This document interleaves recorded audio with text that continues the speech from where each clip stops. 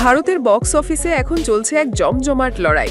একদিকে রজনীকান্তের কুলি, অন্যদিকে ঋতিক রোশন ও জুনিয়র এনটিআরের ওয়ার 2। কিন্তু প্রশ্ন হলো, কে এগিয়ে, কে বস? চলুন দেখে নিই প্রথম সপ্তাহের হাড্ডাহাড্ডি প্রতিযোগিতার সম্পূর্ণ বিশ্লেষণ। লোকেশ কানাগারাজ পরিচালিত এবং রজনীকান্ত অভিনীত অ্যাকশনধর্মী সিনেমা কুলি যেন বক্স অফিসে ঝড় তুলে দিয়েছে। ভারতে মুক্তির প্রথম 6 দিনে আয় প্রায় 208 কোটি রুপি।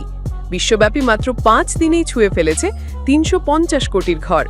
2025 সালে সবচেয়ে দ্রুত 300 কোটির ক্লাবে প্রবেশকারী ভারতীয় সিনেমা। Record breaking performance.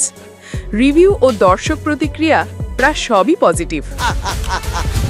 इस धंधे की वजह से साइमन इतना बड़ा नहीं बना है। কুলি শুধু সিনেমা নয়, যেন এক ইমোশন।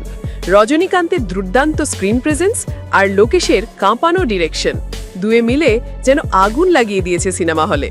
অন্যদিকে সিদ্ধার্থ আনন্দ পরিচালিত ঋতিক রোশন ও জুনিয়র এনটিআরের ওয়ার 2ও শুরু করেছিল দারুণভাবে, কিন্তু প্রথম দিনের আয় 52 কোটি রুপি। বলিউডে 2025 সালের অন্যতম বড় ওপেনিং। 4 দিনের মাথায় ভারতের আয় দাঁড়ায় 176 কোটি, কিন্তু পঞ্চম দিনে 18 আগস্ট হঠাৎ আয় পড়ে যায় মাত্র 8 কোটিতে, যা আগের দিনের তুলনায় 75% কম। 5 দিনে ভারতের মোট আয় 184 কোটি রুপি। বিশ্বব্যাপী আয় এখনও 300 কোটির নিচে। স্টার পাওয়ার থাকলেও গল্প ও গ্রিপিং স্ক্রিনপ্লের অভাবে দর্শক ধরে রাখতে পারছে না ওয়ার 2। এই পরিসংখ্যানই বলছে এই মুহূর্তে বক্স অফিস রাজা হচ্ছেন রজনীকান্ত। কুলি যেখানে রেকর্ড গড়ছে, ওয়ার 2 সেখানে গতি হারাচ্ছে। এই ছিল কুলি ভার্সেস ওয়ার 2 প্রথম সপ্তাহের হাই ভোল্টেজ ক্ল্যাশের বিশ্লেষণ।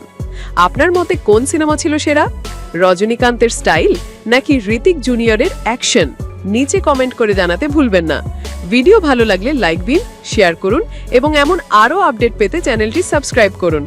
বেল আইকনে ক্লিক করতে ভুলবেন না, যেন মিস না করেন বলিউড কলিউডের কোনো হট আপডেট।